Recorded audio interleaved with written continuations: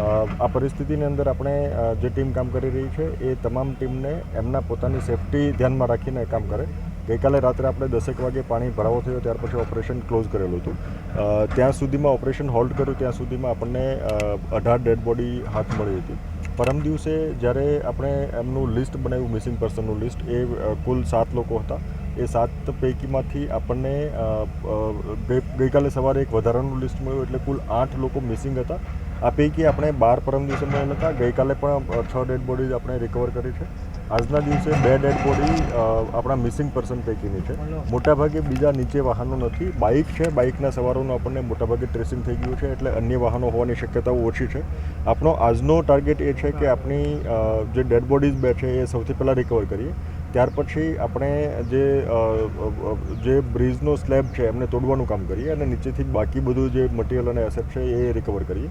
અને સાથોસાથ આપણું જે સલ્ફરનું ટેન્ક છે એમને સલ્ફ્યુરિક એસિડનું જે ટેન્ક છે એમને ન્યુટ્રલાઇઝ કરવાનો પ્રયત્ન કરીશું. આપણી પાસે એક ડેડ બોડીનું એક બેસિક ઇન્ફોર્મેશન મળી છે, આપણે એની પ્રોસેસ ચાલે છે. હાલના તબક્કે જે અગત્યની કામગીરી છે, આપણે પુલર મારફતે ટ્રક જે છે એ ટ્રકને બહાર કાઢવાના છીએ અને સાથોસાથ આપણા જે સ્લેબ છે એમને તોડવા માટેની કામગીરી હાથ ધરવાના છીએ. અગત્યની કામગીરી આજના તબક્કે અગાઉ કીધું એમ આપણે ડેડ બોડીઝને રિકવર કરવાની છે.